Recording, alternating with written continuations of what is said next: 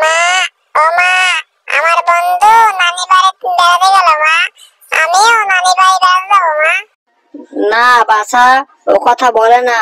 তোমার নানি বাড়ি হচ্ছে অনেক দূর, তুমি সেখানে যেতে পারবে না। সেখানে যাওয়ার সময় বড় বড় নদী আছে, সেই নদীতে বড় বড় কুমির আছে। সেই কুমিরে আমাদের ধরে খেয়ে ফেলবে বাছা। সে তুমি যাই বলো মা, আমি নানি বাড়ি যাবই। এত করে যেহেতু বলছিস, বুঝতে পেরেছি তুই না গিয়ে শান্ত হবি না। চল তাহলে চল।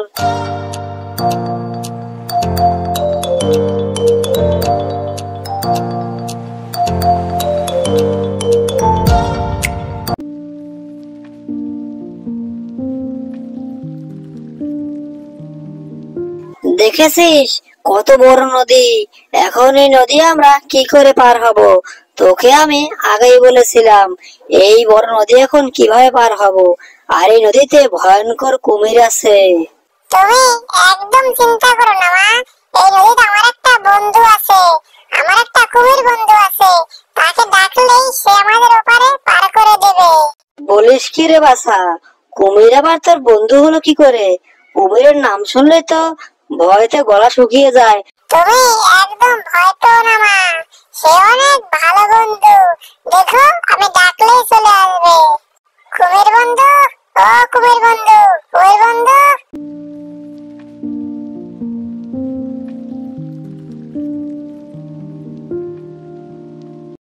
কি হয়েছে বন্ধু? তুমি আমাকে ডাকছো কেন বন্ধু? বন্ধু, আমরা যাবো নানি বাড়ি। আমাদের নানি বাড়ি হচ্ছে নদীর ওই পার। এখন আমরা এই নদী কি করে পার হব? তুমি যদি তোমার পিঠে করে একটু আমাদের পার করে দিতে, আমাদের খুব উপকার হতো বন্ধু। ও এই ব্যাপার। তাহলে তোমরা চুপচাপ আমার পিঠে উঠে বসো, তারপর তোমাদেরকে ওই পারে পার করে দিচ্ছি। আস্তে করে চুপচাপ করে আমার পিঠে উঠে বসো। তোমাদের কোনো ভয় নেই, আমি তো আছি। আমি থাকতে তোমাদের কোনো ভয় নেই।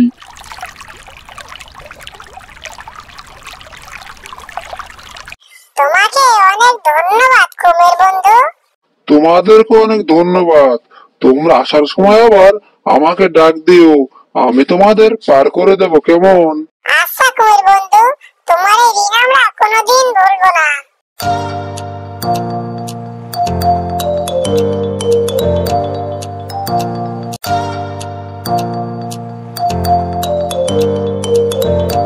ওই দেখ বাবা, ওই তো নানা বাড়ি দেখা যায়। আমরা তো নানা বাড়ি কাছাকাছি এসে পড়েছি।